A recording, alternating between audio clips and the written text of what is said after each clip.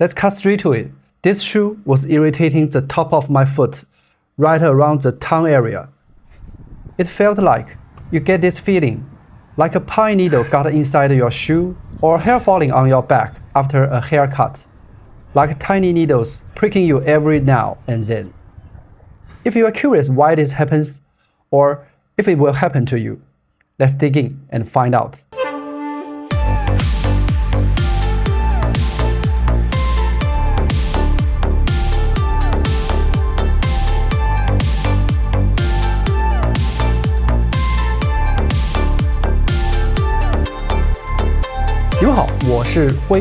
I started this channel to review Chinese running products.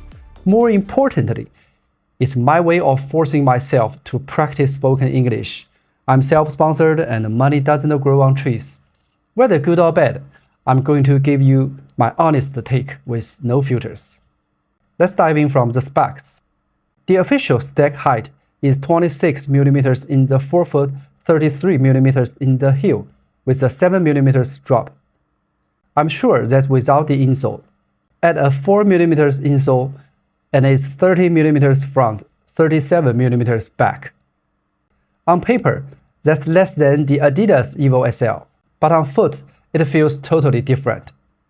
The Miro SL feels just a touch thicker. The Miro SL midsole thickness is closer to the Xtep 2000 km 5.0 Pro, and both feel a little higher stacked than the Evo SL in real life.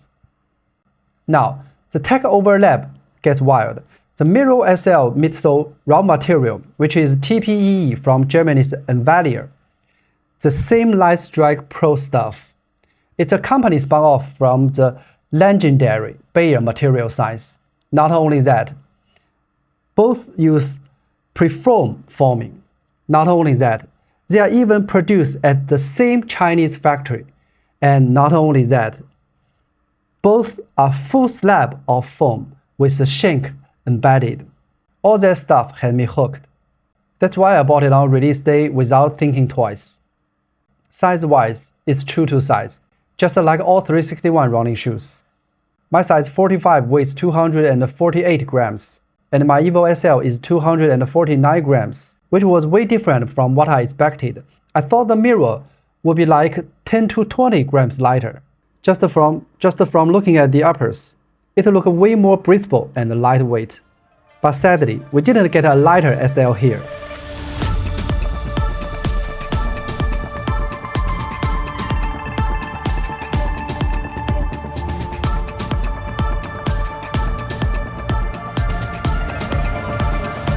Should I keep running? After the basics, let's take a look at the details. The outsole is 361's RPU, the same CPU rubber they used on their race day shoes. I've got about 60 kilometers on it and no signs of premature wear. I've also run on crosswalks right after a water track, no slipping there either. Now the upper is the big thing. You got a very racy upper, very minimal kind of padding and no support at the back of the shoe. It's a pretty airy and lightweight, kind of like most TPU pressed upper out there. Usually if there is an issue with this type of upper, it's the material around the collar. But the Miro SL is fine, no ankle irritation. The problem is the tongue. The edges are cut really poorly, and when you touch them, it's like a toothbrush.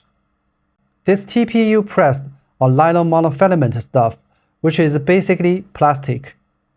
The edges feels like plastic, not softened yarn, and that's what's irritating the top of my foot randomly around the tongue. At first, I thought I just didn't have the tongue laid flat.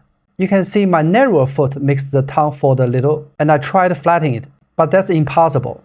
Would take 2,000 years later. On my first run, I stopped a couple times, and by 14K, I couldn't stop thinking about that irritation. I was pretty annoyed. If China's return policy wasn't what it is, I would send it back the same day I ran it. But once you've logged miles or doors, comfort issues don't qualify for returns. In the end, I ran about 60 kilometers total, 2 daytime runs, 1 night run, 1 treadmill, and even on the last one, the irritation was still there. I've run 4 times in it, gave it every chance to get better. but it didn't. I don't have the time to focus all my energy on just the one shoe. I bought 3 new shoes waiting in the queue. No idea if this will happen to you, but I don't think flattening the tongue will fix it. It's not the fold, it's the edge of the tongue irritating the skin. Frankly, this kind of upper irritation is something I haven't dealt with in years and years.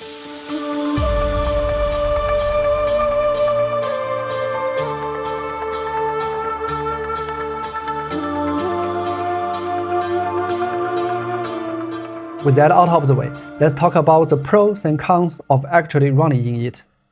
The ride is on the firmer side, a quick response foam sensation. It has the nimble like this is the package, but it's not that lively dynamic foam. You know, that extra punch where the foam sinks in and bounces back. It's more like a low profile shoe. No sapping energy, but there is very little of that extra kind of like popping off sensation. You've got a rocker profile on the shoe, which is quite sharp under the forefoot. It pushes you forward a bit more aggressively, and it does turn over really nicely for really all-out speed work. When you are hitting the ground at faster paces, you are really putting a lot of force into the foam. You are gonna getting a little bit springy and a nice responsive from the midsole foam. For me, sustaining paces on reps like 400 meters, that's anything faster than around 4 minutes per kilometer pace. It actually felt really nice. Around 5 minutes per kilometer pace, the cushioning is right on the edge of being enough for me. The dense foam just doesn't seem to have enough force behind it to really compress. Especially when I do some heel striking, the foam feels lifeless, kind of like flat.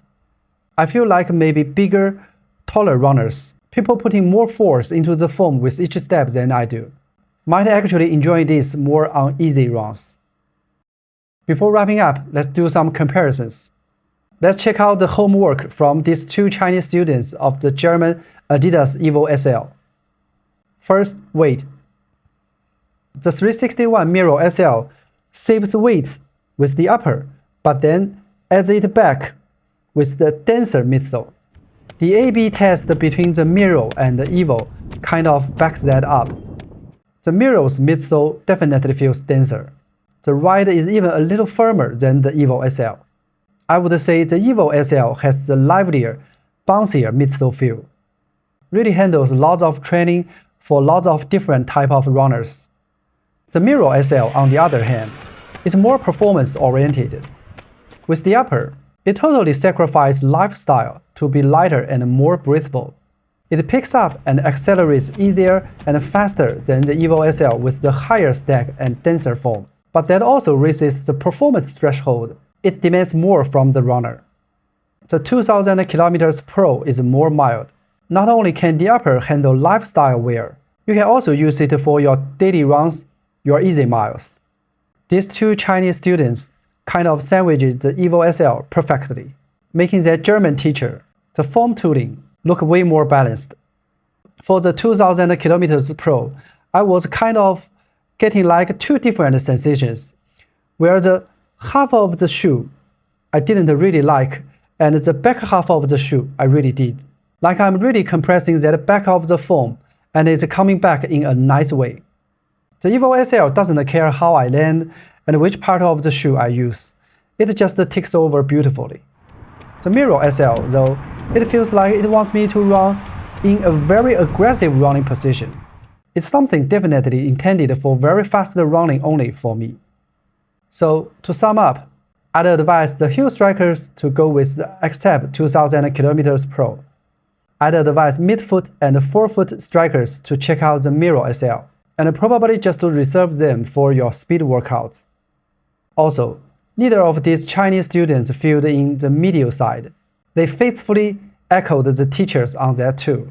And when it comes to that inward rolling, the 2000 km Pro is the most stable of the 3. Alright, let's wrap this up and get real for a second. Because that tongue irritation on the top of my foot, this shoe is basically dead to me.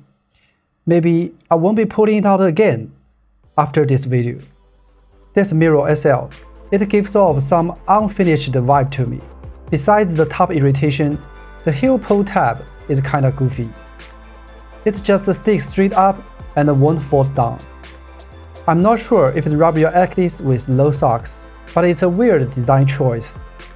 And the insole clearly has the Flame 5 printed on it. All in all, the Miro SL feels like it was rushed to market. Alright, that's my 2 cents. As always, let me know in the comments if you have any questions about this shoe or tips for improving my English speaking. Thanks for watching all the way to the end.